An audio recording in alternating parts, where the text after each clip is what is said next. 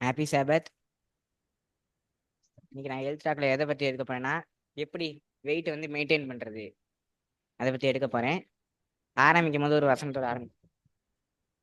ரோமர் 2:18.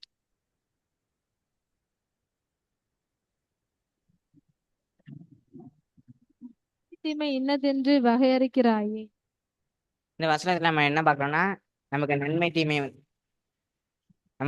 தீமை வந்து நியாயப்பிரமாணம் 10 கற்பனைகள் வழியா தான் நம்ம வந்து நன்மை தீமை வந்து அறிஞ்சுக்கிறோம். இந்த வசனத்தை அதை தான் பார்க்குறோம். இப்போ நம்ம டாபிக் உள்ள போகலாம்.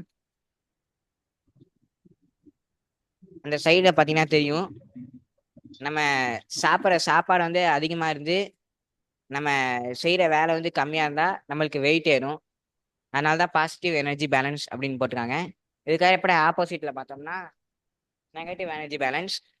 நம்ம சாப்பிட்ற சாப்பாடு கம்மியாக இருக்கும், அதே நேரத்தில் வந்து நம்ம எக்ஸசைஸ் பண்ணுறது அதிகமாக இருக்கும், அதனால் வெயிட் லாஸ் ஆகும்.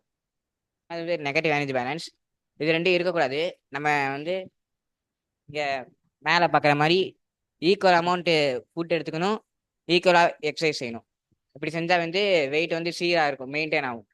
வெயிட் லாஸ் ஆகாது, வெயிட் கெயினும் ஆகாது.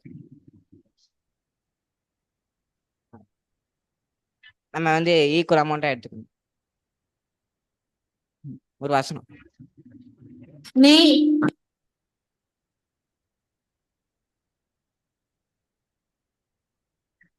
இதில் தீமை என்னன்னா, நம்ம சாப்பிட்ற சாப்பாடு, நன்மை என்னன்னா நம்ம செய்கிற எக்ஸசைஸ். நம்ம வந்து சாப்பாட்டை வந்து சாப்பாட்டால் வேணும் போது எக்ஸசைஸால் வேணும். ஆமாம்.